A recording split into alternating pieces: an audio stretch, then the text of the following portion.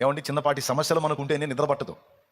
అప్పుల బాధలో, శరీర రోగాలు, ఇరుకు ఇబ్బందులు, ఏవో కుటుంబంలోని బాధ్యతలు నెరవేర్చాల్సినవి, ఏమంటే కట్టాల్సినటువంటి డబ్బులలో, ఫీజులో, లేకపోతే వాళ్ళ భవిష్యత్తు, వేటి గురించో ఆలోచిస్తా కొన్ని రాత్రులు నిద్రలేని రాత్రులు గడిపావు. టెన్షన్ ఫీల్ అయ్యావు, ఒక్కోసారి ఆందోళన పడ్డావు, కాసేపు ఏదైనా 10 నిమిషాలు నిద్రపోయిన పీడకలలు కన్నావు, ఉలికిపాటుతో లేచావు. అది మన కండిషన్. కానీ పేతురు ఎందుకు అంత ప్రశాంతంగా నిద్రపోయాడు? నిద్ర ఎప్పుడు వచ్చిందని మీరు చెప్పండి. నిద్ర ఎప్పుడు వచ్చింది? కొంతమంది అంటారు బాగా ఉల్లలిస్తే నిద్ర వచ్చింది అని. కాదు, నేను చూసా. అసలు ఉల్లలిస్తే నిద్ర వచ్చింది అన్నారు కదా అని ఓసారి డే మొత్తం గాడి చాకిరి చేశా. అన్ని మన ఓన్ బాడీ మీద ప్రయోగాలే. దేవునికి స్తోత్రం. ఇంకా పెందలా నిద్రపోవచ్చని పడకెక్కా, పొరపాటును కూడా రాల నిద్ర రాటల్లా. చాకిరి ఒళ్ళలో చేస్తే నిద్ర అదే వచ్చింది అంటే ఒళ్ళు గందరగోళం అయిందాక చాకిరి చేసిన వాళ్ళందరూ హాయిగా నిద్రపోతున్నారా? లేదు. నిద్ర ఎప్పుడు వచ్చింది? మరి ఏ వేసుకుంటే వచ్చింది? నేను చెప్తున్నా, నిద్రపోవడానికి నువ్వు ఎన్నన్నా వినియోగించు. నిద్ర ఎప్పుడు వచ్చిందో తెలుసా? హృదయంలో సమాధానం ఉంటే నిద్ర వచ్చింది, హృదయంలో ప్రశాంతత ఉంటే నిద్ర వచ్చింది. అది లేకపోతే నువ్వు ట్యాబ్లెట్లు వాడు, క్యాప్సిల్స్ వాడు, ఇంజక్షన్లు చేయించుకో. ఇంజక్షన్ చేసినా కూడా కళ్ళు మోస్తా తెరుస్తూ ఉంటారు, కానీ అది నిజంగా నిద్ర కాదు. ఈ నిద్రపోవట్లేదు అంటే ఒక ఇంజక్షన్ చేపిస్తారు, చేపిస్తే తాగుబోతుడు కానీ కళ్ళు మోస్తా తెరుస్తూ ఉన్నట్టు ఉంటారే తప్ప అది నిద్ర కాదు, నిద్ర రాదు. ఎప్పుడు వచ్చింది అంటే ఏ భయం లేకుండా, ఏ టెన్షన్ లేకుండా ప్రశాంతత ఎప్పుడైతే మన హృదయంలో ఆవరించిద్దో అప్పుడు నిద్ర వచ్చింది. చాలామంది మందిరంలో కూర్చున్నప్పుడు మెల్లగా నిద్రలోకి ఎందుకు జారుకుంటారో తెలుసా? నేను కోపన్నో తిట్టను, బ్రతిలాడుకుంటా లెగువమ్మా అని. దేవునికి స్తోత్రం. బయట జీవితంలో నానా రకాల టెన్షన్స్లో హృదయం అలిసిపోయి దేవుని సన్నిధిలో మందిరావరణంలో ఆయన రెక్కల కిందకి వచ్చినప్పుడు తల్లి ఒడిలో బిడ్డలాగా ఫీల్ అవుతారు కొంతమంది. ఇన్ని బొమ్మలు ఇచ్చినా శాంతించని పసిపాప అమ్మ ఒడికి చేరినప్పుడు ఆదమర్చి నిద్రపోయినట్టు యేసయ్య సన్నిధిలో ఆయన రెక్కల నీడకు వచ్చినప్పుడు కొంతమంది స్వాంతన పొందుతారు. మనసులో ఒక రకమైన హాయి ఆవరించింది. అబ్బా, నా దేవుని సన్నిధిలో ఉన్నాను, నా మనసు ఎంతో ప్రశాంతంగా ఉంది, ఇప్పుడు నాకు ఎంతో నెమ్మదిగా ఉంది అనిపించినప్పుడు ముందు అలసట తీరి స్వాంతన కలిగి కళ్ళు ఆటోమేటిక్గా మూతపడిపోతాయి. మళ్ళీ 10 నిమిషాలే నిద్రపోయినా అలాంటి స్థితిలో ఎంత రిలీఫ్ ఉంటుందో. 103వ కీర్తన కృతజ్ఞతా కీర్తన. ప్రాణానికి బుద్ధి నేర్పుకునే కీర్తన, అంతరంగాన్ని శుద్ధి చేసుకునే కీర్తన, హృదయం అంతటినీ యెహోవా తట్టు తిప్పుకునే కీర్తన. ప్రాణానికి చెప్పాడు, ప్రాణములో మనస్సు ఉంది, మనస్సుతో చెప్తున్నాడు నువ్వు దేవుణ్ణి సన్నుతించాలి, నువ్వు దేవుని ఆశ్రయించాలి, దేవుని మహిమపరచాలి, దేవుని కీర్తించాలి అని. ప్రాణములోని మనస్సు అడిగింది, ఎందుకు సన్నుతించాలి, ఎందుకు కీర్తించాలి? ఎందుకు అంటే దానికి సమాధానంగా కొన్ని వచనాలు చెప్పాడు. అందులో మొదటిది, ఆయన నీ దోషములన్నిటినీ ఏం చేశాడని ఉంది? క్షమించువాడు అని రాసుంది. ఈ కీర్తనలో దేవుని యొక్క దీర్ఘశాంతాన్ని, అనుగ్రహాన్ని, కృపా సమృద్ధిని గురించి ప్రత్యేకంగా మాట్లాడతాడు. అంతేకాదు ముమ్మారు క్షమాపణ, దేవుని కృప మనకి ఎంత ఉన్నతంగా ఉందో, అసలు దేవుడు తన యందు భయభక్తులు గలవారిని ఎలాంటి దృష్టితో చూస్తున్నాడో మొదలైన విషయాలన్నీ చాలా ఉన్నతంగా ప్రస్తావించాడు. నాకు కీర్తనల్లో ఇష్టమైన కీర్తనలు కొన్ని ఉన్నాయి. అందులో 103వ కీర్తన తరచూ నేను గుర్తు చేసుకునే కీర్తన. దేవునికి స్తోత్రం కలుగునుగాక. మనం అన్నిటికంటే ముఖ్యంగా ప్రతిదినము దేవునికి కృతజ్ఞతాస్తుతులు ఎందుకు చెప్పాలి, ఎందుకు దేవుని నామాన్ని సన్నుతించాలి, మహిమపరచాలి అంటే ఆయన ప్రతి దినము మనల్ని క్షమిస్తున్నాడు, మన దోషాలన్నిటినీ పరిహరిస్తున్నాడు అనేది కీలకమైన అంశం. ప్రతి దినము దోషాలను క్షమిస్తున్నాడు, కృప చూపుతున్నాడు, తన అనుగ్రహం మన మీద చూపుతూ మారు మనసుకు ఏ రోజుకు ఆ రోజు మనల్ని ప్రేరేపిస్తున్నాడు. క్షమిస్తున్నాడు, మారు మనసు పొందమని పిలుపునిస్తున్నాడు. క్షమిస్తున్నాడు, కనీసం ఈ రోజన్నా మారు మనసుకు తీర్మానం చేయి, కనీసం ఇకనన్నా మారు మనసు పొందు, కనీసం ఇకనన్నా దిద్దుకో, కనీసం ఇకనన్నా సరి చేసుకో, కనీసం ఇకనన్నా హృదయం అంతటితో నా వైపు తిరుగు, ఇకనైనా పూర్ణ హృదయంతో నన్ను వెంబడించు అని ఆయన ఒకటి క్షమిస్తున్నాడు, దోషాలను పరిహరిస్తున్నాడు. తూర్పుకు పడమర ఎంత ఎడముగా ఉందో మనకి మన అతిక్రమాలకు అంత ఎడం చేస్తున్నాడు. ఇది రోజు చేస్తున్నాడు. అలాగే రోజు కూడా మారు మనస్సు పొందమని, మారు మనసుకు తగిన ఫలము ఫలించమని ఆయన అనుగ్రహాన్ని బట్టి మనల్ని ప్రేరేపిస్తున్నాడు. ఇవి రెండు కీలకమైన విషయాలు. ఒకటి, దోషములను అనుదినము పరిహరించుట. రెండవది, మారు మనస్సు కొరకు అనుగ్రహాన్ని బట్టి ప్రేరేపించుట. దేవుని ఆత్మ ప్రతిరోజు మనల్ని మారు మనసుకై ప్రేరేపిస్తూ ఉంటాడు, పరిశుద్ధాత్ముడు. ఎందుకంటే మన జీవితంలో భౌతికంగా ఆత్మీయంగా మనం చేసేటువంటి ప్రయాణంలో ఎన్నో వంకర టింకర్లు ఉన్నాయి. మనకు తెలిసి కొన్ని, తెలియక కొన్ని. దేవుడు అభ్యంతరపడే దోషాలు క్రీస్తు రక్తంలో కడగబడని వాళ్ళలో ఉన్నాయి, కడిగి శుద్ధి చేయబడిన వాళ్ళలో కూడా కొన్ని జరుగుతున్నాయి. అవన్నీ దేవుడు ఏం చెప్తున్నాడంటే, నువ్వు నా ఎదుటికి వచ్చి దేవా నా అతిక్రమములను క్షమించవా, పరిహరించవా అని నీవు అడిగినప్పుడు నేను వాటిని క్షమిస్తున్నాను కదా అని నువ్వు అందులో కొనసాగటానికి వీల్లేదు. నువ్వు అందులో కంటిన్యూ అయితే ఉగ్రత దినానికి నీకు నువ్వే తీర్పుని సిద్ధపరచుకుంటున్నట్టు, కాఠిన్యాన్ని సమకూర్చుకుంటున్నట్టు, కోపాన్ని సమకూర్చున్నట్టు, ఉగ్రతను సమకూర్చుకుంటున్నట్టు. జాగ్రత్త అని ఒక వార్నింగ్ ఇస్తూ మారు మనసుకు ఎప్పటికప్పుడు మనల్ని ప్రేరేపిస్తున్నాడు. ప్రియులారా, ఈ రెండు విషయాల మీదే మీ మనసు ఉంచండి. మొట్టమొదటి క్షమింపబడుట, రెండవది మారు మనసుకై మనం ప్రేరేపించబడుట. క్షమింపబడకపోతే ఏం జరిగిద్ది అనే ఒక ప్రశ్నకు మనం సమాధానం వెతుక్కుందాం. క్షమాపణ అసలు మనకి ప్రతిదినం ఎందుకు అవసరమైంది అనేది మనం చూద్దాం.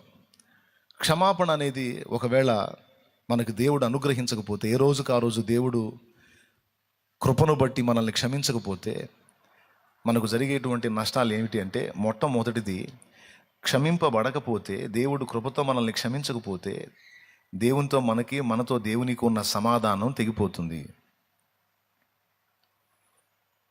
మళ్ళీ చెప్తున్నాను, కృపతో దేవుడు మన వేడుకోలను మన్నించి మనల్ని క్షమించకపోతే దేవునికి మనకు మధ్యలో ఉన్న సమాధానం తెగిపోతుంది.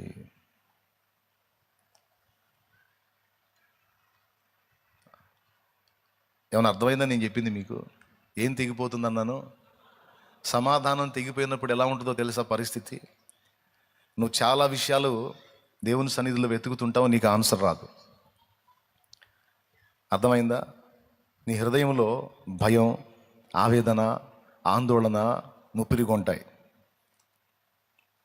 దీపం లేని ఇంట చీకటి ఆవరించినట్లు దేవుడు ఎప్పుడైతే నీతో సమాధానాన్ని పక్కన పెట్టేశాడో, దేవునితో సమాధానం ఎప్పుడైతే నీకు తెగిపోయిందో, అంధకారం ఆవరించిద్ది నీ అంతరంగంలో. అది ఎప్పుడు తొలగిపోయిందో తెలుసా? ఆ వేదన, భయం, అశాంతి, ఆ తొందర ఎప్పుడు తొలగిద్దో తెలుసా? తిరిగి మళ్ళా ఆయన నిన్ను క్షమించి తన రక్తంతో నిన్ను కడిగి తిరిగి మళ్ళా నీ చేతుల్లో చేయగలిపి సమాధానం ఆయన నీతో కలిపేంత వరకు ఇదంతా నిన్ను ఆవరించిద్ది చీకటి. అది ఎప్పుడు తొలగిద్ది అంటే, తిరిగి మళ్ళీ ఆయన నీ వైపు మళ్ళుకున్నప్పుడు, నిన్ను దగ్గరకు తీసుకున్నప్పుడు, ఆయన రక్తంతో నీ దోషాలు కడిగి మళ్ళా సమాధానం అని నీ చెయ్యిచ్చినప్పుడు మాత్రమే తిరిగి ప్రశాంతత, నెమ్మది, స్వాంతన అనేవి నీకు వస్తాయి. ఎంతమంది ఒప్పుకుంటారు ఇది వాస్తవమే అన్నోళ్ళు, అనుభవాల్లో ఎరిగినోళ్ళు చేతులు ఎత్తండి, నిజమేనన్నా అని. ఇదేం పెద్ద మర్మమేం కాదు, పెద్ద రహస్యమేం కాదు, మీకు ఈజీగా అర్థమైద్ది. ఎప్పుడన్నా దేవుడు అభ్యంతరపడే తప్పు నీ ద్వారా జరిగినప్పుడు నువ్వు ప్రశాంతంగా ఉంటావా, తొందరపడుతుంటావా? సమాధానంగా ఉంటావా, టెన్షన్ ఫీల్ అవుతావా? ఒత్తిడికి గురవుతావా, గురవ్వవా? అశాంతికి లోనవుతావా, లోనవ్వవా? అసలు ఎంతమందికి ఆ పరిస్థితి ఉంది? ఉన్నోళ్ళు చేతులు ఎత్తండి, నాకుందన్న ఆ టెన్షన్ నాకుంది. రైట్. కొన్నిసార్లు నీవు నీ ఆత్మీయ జీవితంలో కొన్ని తొందరలు చేసావు, కొన్ని తొట్టుపాట్లు ఉన్నాయి, కొన్ని బలహీనతలు జరిగినాయి నీ వల్ల.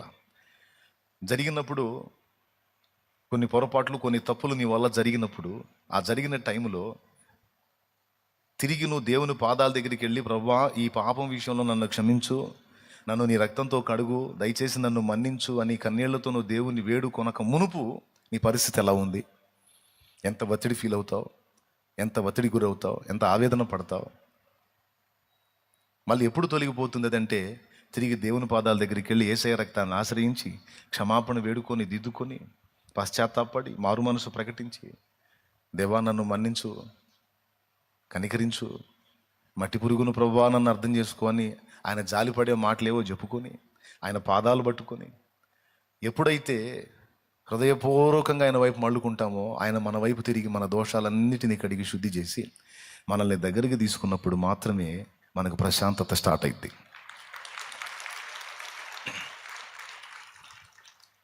దేవుడు మనతో సమాధానంగా ఉన్నంత వరకు ఎంత ఇబ్బందులు ఎదురైనా మనకి లెక్క ఉండదు. దేవుడు మనతో సమాధానంగా ఉన్నంత వరకు మిన్ను ఆకాశం విరిగి వెన్ను మీద పడ్డా సరే లెక్క ఉండదు. ఎందుకంటే నా దేవుడు నాతో తోడై ఉన్నాడు. నా దేవునికి నాకు మధ్య సమాధానం స్థిరపరచబడి ఉంది. ఆయన నాతో ఉన్నాడు గనుక నేను భయపడను, నేనేం ఒత్తిడికి గురిగాను. ఎందుకంటే ఏదన్నా రాని ఆయన నాతో అనుబంధంగా ఉన్నాడు గనుక, నేను ఆయన సమాధానంగా ఉన్నాం కనుక ఆయనే చూసుకుంటాడు అనే నిశ్చయత మనకు ఉంటుంది. దేవునితో సమాధానం ఉన్నప్పుడు దేవుడు నాతో ఉన్నాడు, నాకేమి కాదు. ఎప్పుడైతే ఈ అతిక్రమాలు పదే పదే పదే పదే జరిగి అపరాధ భావం దోష భావం మనల్ని వెంటాడి దేవునితో సమాధానాన్ని కోల్పోతామో అప్పుడు స్టార్ట్ అయింది ఒత్తిడి. అప్పుడు చిన్నదానికి కూడా భయపడే పరిస్థితి ఉంటుంది. అప్పుడు ఆకాశం కూడా నేను వెన్ను మీద పడాల్సిన అవసరంలా, దూది పింజే లాంటి సమస్యలు కూడా కలవరం స్టార్ట్ అయింది నీలో. దేన్ని బట్టి? ఒకటే తేడా, ఒకటి దేవునితో సమాధానం ఉన్నప్పుడు ఆకాశం మీద పడ్డ భయం లేదు. కానీ దేవునితో సమాధానం ఒక్కటి దిగిపోతే దూది పింజంత బరువు కూడా నువ్వు మోయలేవు. దీన్ని ఎంతమంది ఒప్పుకుంటారు? చాలా కష్టపడి చెప్పా. దేవునికి స్తోత్రం, హల్లెలూయా. దీన్ని ఎంతమంది ఒప్పుకుంటారు? పాయింటే కదా. దేవునితో మనం అనుబంధాన్ని కొనసాగించినంత వరకు, సమాధానం మనకు ఉన్నంత వరకు దేనికి భయపడం, టెన్షన్ ఫీల్ అవ్వం. ఎందుకంటే ఉల్లమునెత్తి పిలిచిన వేళ ఓహో ఎనుచు దరికి వచ్చు అని భక్తుడు పాడినట్లు, తల్లిదండ్రులు విడచిన గాని తాను వదలడెప్పుడు మమ్ము, తల్లిదండ్రులు మరచిన గాని తాను వదలడెప్పుడు మమ్ము. తర్వాత ఉల్లము నెత్తి పిలిచిన వేళ ఓహో ఎన్నుచు దరికి వచ్చు, ఉల్లము నెత్తి పిలిచిన వేళ ఓహో ఎన్నుచు దరికి వచ్చు. యేసువంటి ప్రియ బంధుడు నాకిక ఇహ పరములలో లేడన్నా, బాసురముగా నిజ భక్తుల మది కది అనుభవ గోచరమెపుడగునన్న, బాసురముగా నిజ భక్తుల మది కది అనుభవ గోచరమెపుడగునన్న. యేసువంటి ప్రియ బంధుడు నాకిక ఇహ పరములలో లేడన్నా. తెల్లవారితే ఖడ్గం చేత చంపిస్తారో తెలియదు, ఉరి కొయ్యకు వేలాడ తీపిస్తారో తెలియదు, సింహాల ముందు వేపిస్తారో తెలియదు, ఏం చేస్తారో తెలియదు పేతుర్ని తెల్లవారితే. కానీ 16 మంది సైనికుల కాపలాలో హాయిగా పసిబిడ్డలాగా ఆదమరిచి నిద్రపోతున్నాడు పేతురు. మీకు వింతగా లేదా? తెల్లవారితే సావు మూడిందన్న సంగతి నీకు తెలిస్తే అసలు ఈ రాత్రి నిద్రపోతావా? రేపు నీకు జడ్జిమెంట్ ఉంది, రేపే నీకు జడ్జిమెంట్ రాబోతుంది, శిక్ష ఖరారు, అది కూడా ఖచ్చితంగా మరణ శిక్షే. అయితే ఏ విధంగా చంపాలి అనేది ఒక్కటే డిసైడ్ చేయబడిద్ది. చంపుటైతే ఖాయం, అరెస్ట్ చేసింది అందుకు చంపేయడానికి అనే విషయం నీకు తెలిసినప్పుడు, రాజు నిన్ను బంధించినటువంటి రాజు దుర్మార్గుడు అని కూడా నీకు తెలిసినప్పుడు, వాడు ఒక సైకో అనే సంగతి నీకు తెలిసినప్పుడు పొరపాటున కంటి మీద కునుకు వచ్చిద్దా, నిద్ర వచ్చిద్దా? ఎట్టి పరిస్థితిలో రాదు. కానీ అపోస్తల కార్యం 12వ అధ్యాయం మీరు చూస్తే 16 మంది సైనికుల కాపలాలో ఉన్నటువంటి పేతురు చెరసాలలో హాయిగా నిద్రపోతున్నాడు అని రాసుంది. నిద్ర ఎట్లొచ్చింది అనేది నాకు ఇప్పుడు కోటి వరహాల ప్రశ్న. చాలాసార్లు ఉన్న డౌట్ నాకు అది. ఏమయ్యా, తెల్లారితే చంపబడతావని తెలిసి, ఏమండి చిన్నపాటి సమస్యలు మనకు ఉంటేనే నిద్ర పట్టదు. అప్పుల బాధలో, శరీర రోగాలు, ఇరుకు ఇబ్బందులు, ఏవో కుటుంబంలోని బాధ్యతలు, నెరవేర్చాల్సినవి, ఏమంటే కట్టాల్సినటువంటి డబ్బులు, పిల్లల ఫీజులో, లేకపోతే వాళ్ళ భవిష్యత్తు, వేటి గురించో ఆలోచిస్తా కొన్ని రాత్రులు నిద్రలేని రాత్రులు గడిపావు. నువ్వు టెన్షన్ ఫీల్ అయ్యావు, ఒక్కోసారి ఆందోళన పడ్డావు, కాసేపు ఏదైనా 10 నిమిషాలు నిద్రపోయిన పీడకలలు కన్నావు, ఉలిక్కిపాటుతో లేచావు. అది మన కండిషన్. కానీ పేతురు ఎందుకు అంత ప్రశాంతంగా నిద్రపోయాడు? నిద్ర ఎప్పుడు వచ్చిందండి మీరు చెప్పండి?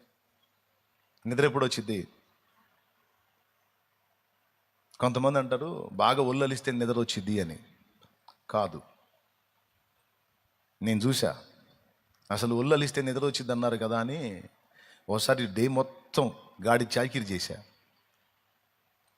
అన్నీ మన ఓన్ బాడీ మీద ప్రయోగాలే. దేవునికి స్తోత్రం.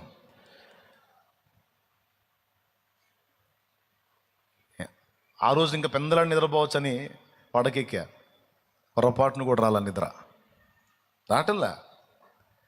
చాకిరి ఒళ్ళు అలవా చేస్తే నిద్ర అదే వచ్చింది అంటే ఒళ్ళు గందరగోళం అయిన దాకా చాకిరి చేసిన వాళ్ళందరూ హాయిగా నిద్రపోతున్నారా? లేదు. నిద్ర ఎప్పుడు వచ్చింది? ఒళ్ళు అలిస్తే వచ్చిద్దా? నైట్ వెళ్ళేసుకుంటే వచ్చిద్దా? ట్యాబ్లెట్ వేసుకుంటే వచ్చిద్దా? మరి ఏం వేసుకుంటే వచ్చిద్ది? నేను చెప్తున్నా, నిద్రపోవడానికి నువ్వు ఎన్నన్నా వినియోగించు. నిద్ర ఎప్పుడు వచ్చిద్దో తెలుసా? హృదయంలో సమాధానం ఉంటే నిద్ర వచ్చింది. హృదయంలో ప్రశాంతత ఉంటే నిద్ర వచ్చింది. అది లేకపోతే నువ్వు ట్యాబ్లెట్లు వాడు, క్యాప్సిల్స్ వాడు, ఇంజక్షన్లు చేయించుకో. ఇంజక్షన్ చేసినా కూడా కళ్ళు మోస్తా తెరుస్తూ ఉంటారు, కానీ అది నిజంగా నిద్ర కాదు. ఈ నిద్రపోవట్లేదంటే ఒక ఇంజక్షన్ చేపిస్తారు, చేపిస్తే తాగుబోతాడు కానీ కళ్ళు మోస్తా తెరుస్తూ ఉన్నట్టు ఉంటారే తప్ప అది నిద్ర కాదు, నిద్ర రాదు. నిద్ర ఎప్పుడు వచ్చింది అంటే ఏ భయం లేకుండా, ఏ టెన్షన్ లేకుండా ప్రశాంతత ఎప్పుడైతే మన హృదయంలో ఆవరించిద్దో అప్పుడు నిద్ర వచ్చింది. చాలామంది మందిరంలో కూర్చున్నప్పుడు మెల్లగా నిద్రలోకి ఎందుకు జారుకుంటారో తెలుసా? అందుకే నేను కోపన్నో తిట్టను, బ్రతిలాడుకుంటా, లెగువమ్మ అని. దేవునికి స్తోత్రం. బయట జీవితంలో నానా రకాల టెన్షన్స్లో హృదయం అలిసిపోయి దేవుని సన్నిధిలో మందిరావరణంలో ఆయన రెక్కల కిందకి వచ్చినప్పుడు తల్లి ఒడిలో బిడ్డలాగా ఫీల్ అవుతారు కొంతమంది. ఎన్ని బొమ్మలు ఇచ్చినా శాంతించని పసిపాప అమ్మ ఒడికి చేరినప్పుడు ఆదమర్చి నిద్రపోయినట్టు యేసయ్య సన్నిధిలో ఆయన రెక్కల నీడకు వచ్చినప్పుడు కొంతమంది స్వాంతన పొందుతారు. మనసులో ఒక రకమైన హాయి ఆవరించిద్ది. అబ్బా, నా దేవుని సన్నిధిలో ఉన్నాను, నా మనసు ఎంతో ప్రశాంతంగా ఉంది, ఇప్పుడు నాకు ఎంతో నెమ్మదిగా ఉంది అనిపించినప్పుడు ముందు అలసట తీరి స్వాంతన కలిగి కళ్ళు ఆటోమేటిక్గా మూతపడిపోతాయి. మళ్ళీ 10 నిమిషాలే నిద్రపోయినా అలాంటి స్థితిలో ఎంత రిలీఫ్ ఉంటుందో. అన్న చాలా వందనాలు అన్న, మమ్మల్ని బలి అర్థం చేసుకున్నామని కొంతమంది అనొచ్చు. అంటే ఇది హాయిగా నిద్రపోండి అని చెప్పట్లని మీకు దండం పెడతాను. అట్లా నిద్రపోయే కార్యక్రమం ఏదన్నా కూటం పెట్టుకుని ఆ పని చేద్దాం. దాని పేరు నిద్రా కూటం అని పెట్టుకుందాం మనం. ఇక్కడ నేను నిద్రపోతే అక్కడ మీరు నిద్రపోదురు, కానీ ఇబ్బంది ఏం లేదు. ఇది వాక్య కూటం కాబట్టి, శుక్రవారం ఫాస్టింగ్ ప్రేయర్ ఉంటుంది కాబట్టి మరి ఇప్పుడు మీరు అలాంటి ప్రయోగాలు చేయొద్దు, కొంచెం యాక్టివ్గా ఉండండి. స్తోత్రం. అసలు ఎందుకు కొంతమంది అలా రిలీఫ్ అవుతారంటే మెయిన్ టెన్షన్స్ పోతాయి, ప్రశాంతత ఆవరించిద్ది.